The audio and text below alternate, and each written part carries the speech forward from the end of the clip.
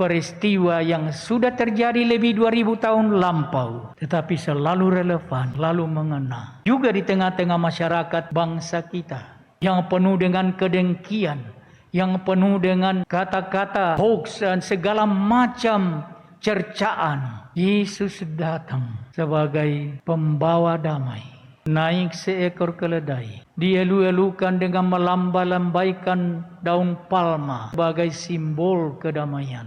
Kita meneladan, mencontoh dan memetik buah dari masuknya Yesus Sang Raja Diraja ke kota Yerusalem ini sebagai Raja yang lemah lembut, Raja yang rendah hati, Raja yang menaruh kasih, Raja pembawa damai. Mari kita ikuti dengan perarakan masuk gereja. Tuhan yang Maha Kuasa, Raja semesta alam, kata-Mu abadi mulia, tak kemungkin silang. Langit dan bumi musnah, Tuhan tetap jaya. Kami taat padamu, Tuhan Raja mulia.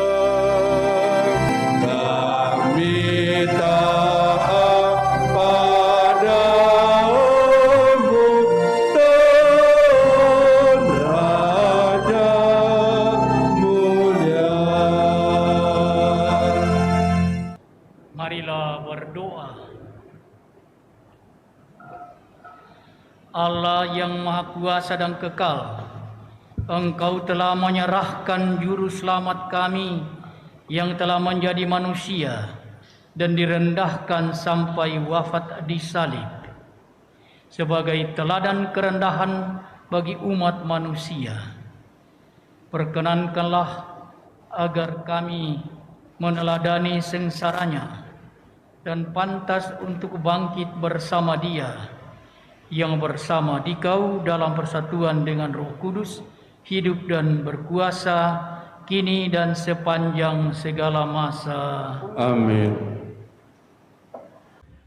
Saudari-saudara yang dikasihi Tuhan, liturgi pada Minggu Palma ini rada aneh. Baru saja kita mengikuti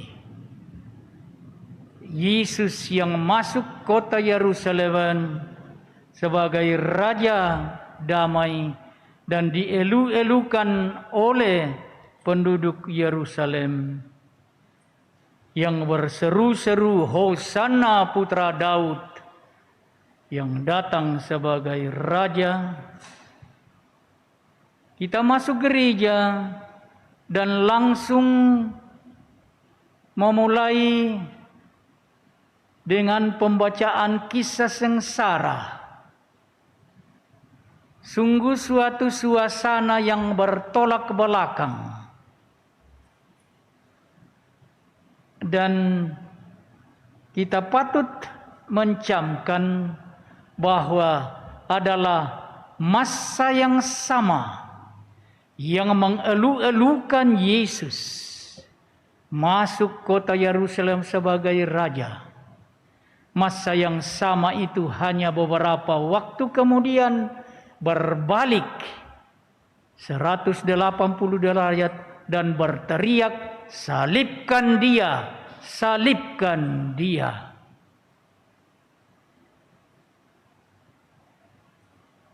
Lalu kita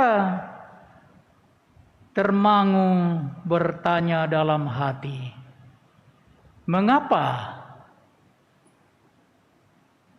liturgi pada Minggu Palma ini dibuat demikian oleh gereja?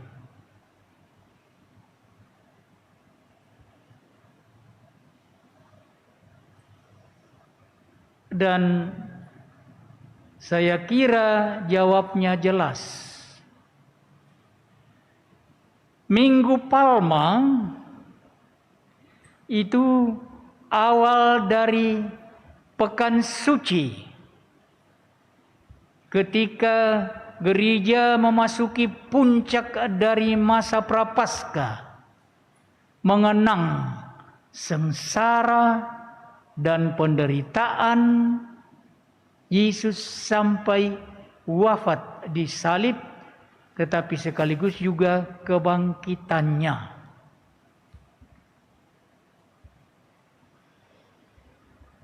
Untuk menangkap situasi pada Minggu Palma seperti ini, saya kira kisah dari Mahatma Gandhi, sang pahlawan India yang kesohor itu, bisa membantu kita untuk memahami makna dan pesan inti dari Minggu Palma ini. Diceritakan bagaimana Mahatma Gandhi sebagai pahlawan India itu sungguh-sungguh sangat serius berjuang untuk memperoleh kemerdekaan dari sang penjajah Inggris. Lalu diceritakan bagaimana ketika pasukan kavaleri Inggris maju untuk menyerang orang-orang dari Mahatma Gandhi. Ketika pasukan penyerang itu sudah dekat, Gandhi memerintahkan para pengikutnya untuk membaringkan diri di jalan dan membiarkan diri untuk menjadi alas yang diinjak-injak oleh kuda-kuda pasukan Inggris dan oleh senjata-senjata berat yang ditarik oleh kuda-kuda itu. Ketika komandan pasukan Inggris melihat itu, dia terkejut, terperangah, dan memerintahkan pasukannya dalam rasa malu mundur.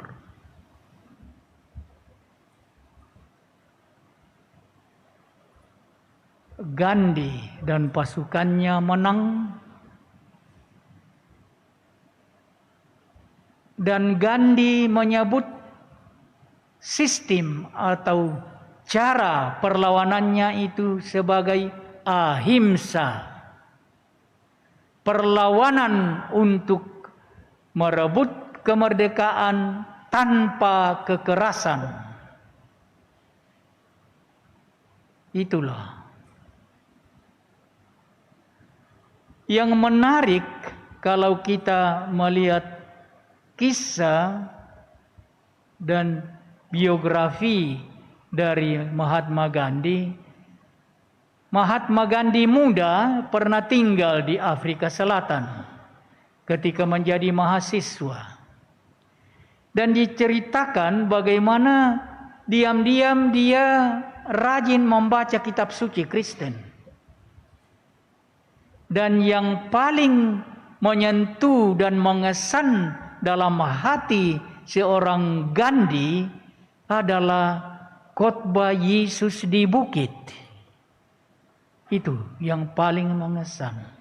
Dan Gandhi yakin bahwa berkat ajaran seperti ini, India yang secara tradisional tercabik-cabik, terpecah-pecah akibat perbedaan kasta, dengan ajaran ini India akan diperdamaikan menjadi satu bangsa yang damai dan kuat. Dan diceritakan bagaimana sebetulnya suatu saat Gandhi yang muda itu pernah berpikir serius untuk menjadi Kristen. Tetapi kita kan masih ingat pada zaman itu, zaman apartheid di Afrika Selatan, di mana penduduk Afrika Selatan yang berkulit putih dan yang berkulit hitam itu terbelah.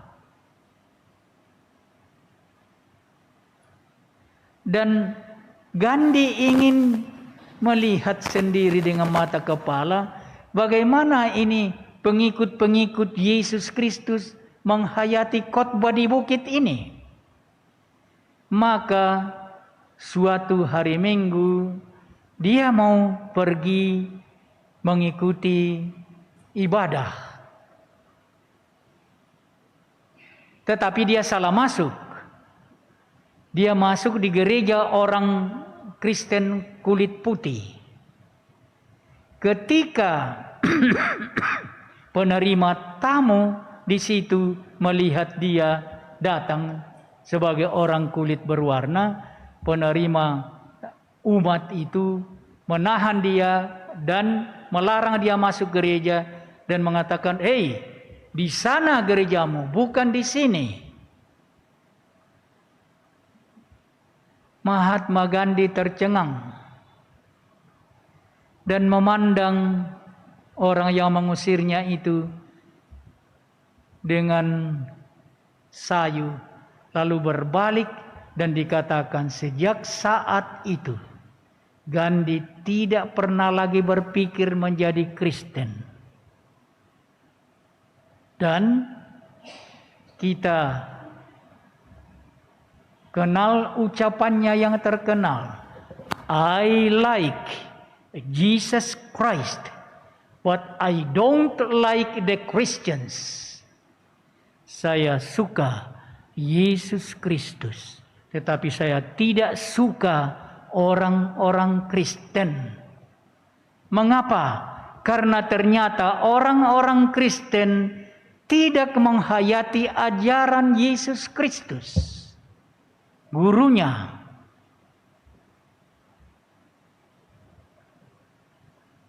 Itulah pesan inti bagi kita.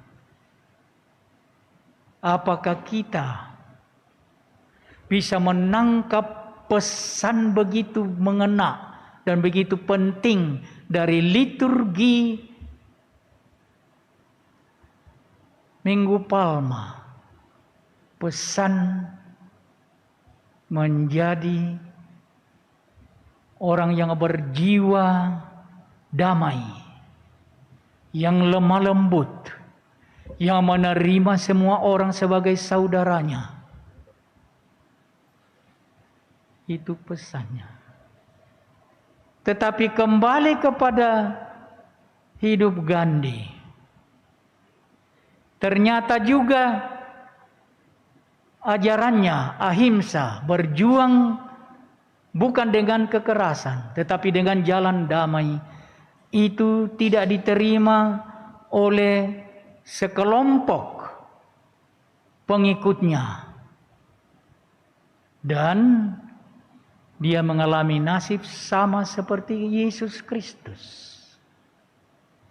Dia ditembak mati oleh pengikutnya sendiri yang marah dan tidak mau menerima cara ahimsa, berjuang tanpa kekerasan, membawa semangat kasih, membawa kelemah lembutan, membawa semangat persaudaraan. Tidak. Tetapi diceritakan bagaimana sebelum orangnya sendiri menembak Gandhi, dia tunduk menghormat kepada Gandhi dan tembak Gandhi mati. Itulah sejarah berulang terus, seperti dikatakan dalam bahasa Prancis, l'histoire se répète. Sejarah mengulangi dirinya sendiri. Nasib yang dialami oleh Yesus Kristus 2000 tahun lampau kembali dialami oleh seorang Gandhi yang ingin ikut dan menghayati dan mengamalkan cara tanpa kekerasan, ahimsa, untuk membawa keselamatan, membawa perdamaian sejati. Jadi kita kembali kepada makna dan pesan dari Minggu Palma. Pesan raja di raja yang datang kepada orangnya, masuk Yerusalem, dielu-elukan. Tetapi yang mengelu-elukan beberapa hari kemudian berbalik dan membunuh, menghukum mati orang itu, Yesus Kristus. Saudari-saudara terkasih, itulah pesan inti dari Minggu Palma. Yesus datang menjadi pembebas, tapi bukan dengan kekerasan, bukan dengan pedang yang gemerincing, bukan dengan bunyi kuda-kuda yang menarik persenjataan lengkap, bukan. Tetapi dengan naik seekor keledai, simbol kelemah lembutan, simbol kerendahan hati, simbol rasa kecil, simbol tanpa kekerasan. Dan itulah yang harus kita wartakan dalam kehidupan kita sebagai pengikut-pengikut Kristus. Maka saudari-saudara terkasih, mari kita camkan pesan yang selalu relevan dan selalu baru dari peristiwa yang sudah terjadi lebih 2000 tahun lampau, tetapi selalu relevan, selalu mengena juga di tengah-tengah masyarakat bangsa kita yang penuh dengan kedengkian, yang penuh dengan kata-kata hoax dan segala macam cercaan. Yesus datang sebagai pembawa damai, naik seekor keledai, dielu-elukan dengan melamba-lambaikan daun palma sebagai simbol kedamaian.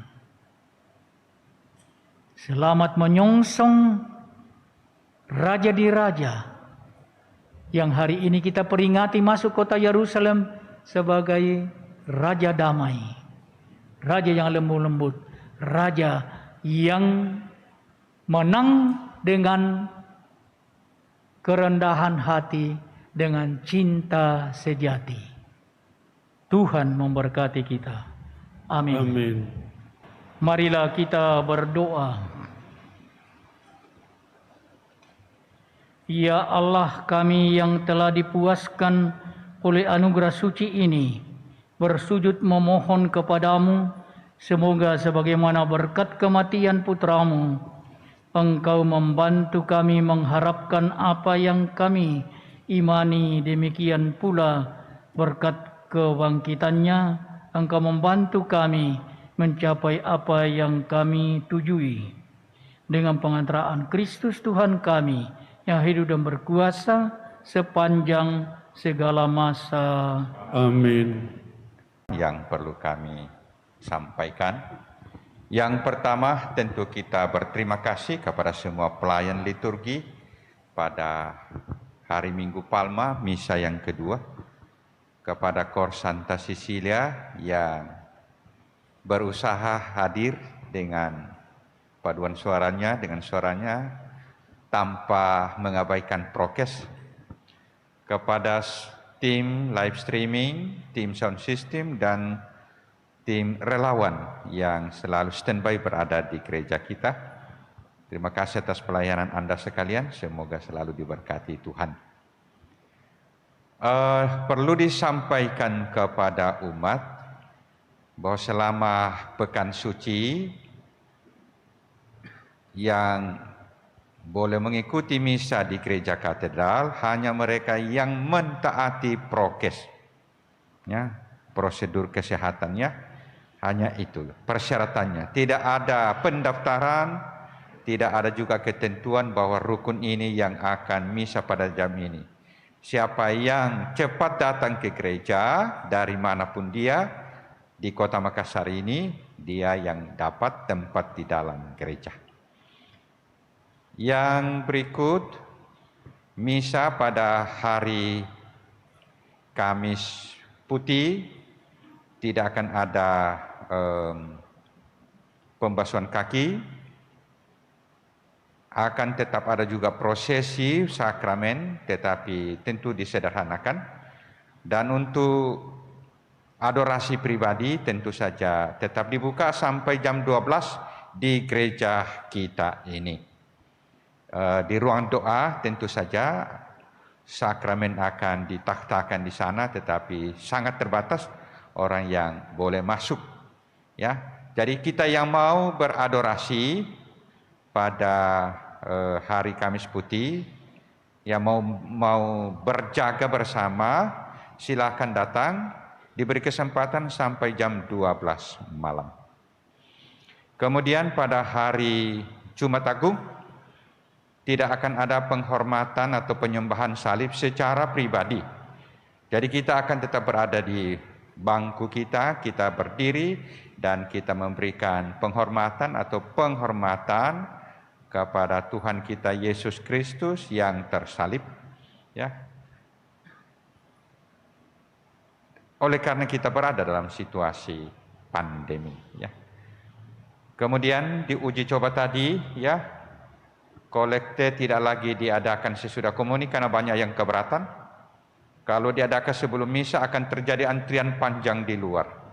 Jadi akhirnya panitia memutuskan kolekte diadakan pada saat persembahan sebagaimana biasanya. Semoga kita selalu standby dengan hand sanitizer kita masing-masing. Saya kira ini beberapa hal yang perlu saya sampaikan, dan akhirnya mari kita bersyukur dan berdoa kepada Tuhan. Ya, Bapak Uskup kita selalu sehat-sehat sekalipun batu-batu, tetap selalu siap memimpin perayaan Ekaristi. Kita berdoa semoga Bapak Uskup kita selalu sehat-sehat dan dapat memimpin seluruh perayaan selama perayaan Trihari Suci nanti. Tentu kita juga, ya, semoga kita selalu sehat-sehat. Ada seorang suster mengatakan, memberi kesaksian kepada kami para pastor. Izin Bapak Uskup saya cerita sedikit, ya. Mengatakan selama masa pandemi dia selalu berada di rumah sakit merawat pasien COVID-19. Resepnya cuma satu, tidak takut, selalu gembira, selalu enjoy dan berdoa. Dan selama pandemi, selama berada di rumah sakit, rupa-rupanya tidak pernah sakit, tidak pernah tertular virus COVID-19 sampai sekarang. Jadi kuncinya jangan cemas, jangan takut. Karena orang yang cemas dan takut justru katanya dicari COVID-19. Ya. Ya, jadi Bapak Ibu, marilah kita menganggap situasi yang tidak normal ini sebagai situasi yang normal dengan selalu memperhatikan prokes, sehingga kita bisa mengikuti seluruh ibadah selama pekan suci. Tuhan memberkati kita semua. Amin.